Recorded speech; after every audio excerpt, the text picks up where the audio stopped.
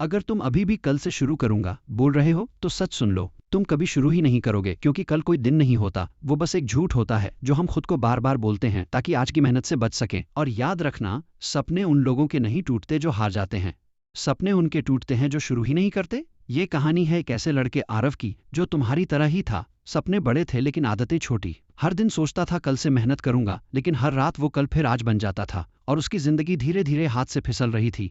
आरव एक middle class family का लड़का था, छोटे शहर में रहता था। उसकी आंखों में बड़े सपने थे, एक बड़ा आदमी बनना, अपने माँ बाप का नाम रोशन करना और एक ऐसी जिंदगी जीना जिसे देखकर लोग कहें ये लड़का अलग है। लेकिन समस्या ये थी कि आरव सिर्फ सोचता था, करता कुछ नहीं था।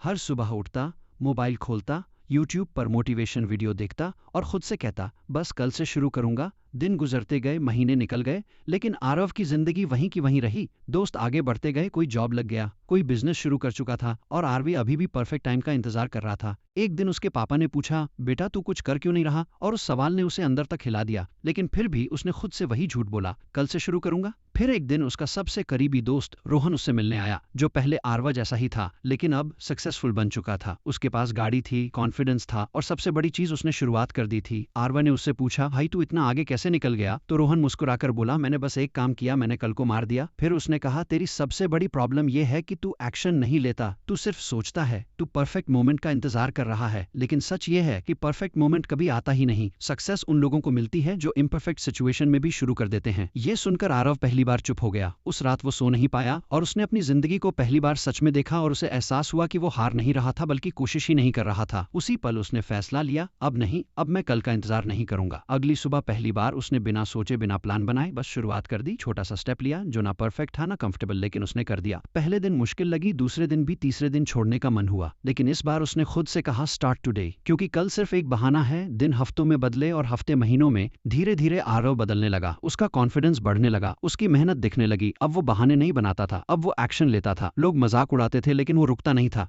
एक साल बाद वही आरव जो कल का इंतजार करता था वो इंसान बन चुका था जिसे देखकर लोग कहते थे ये लड़का सच में अलग है।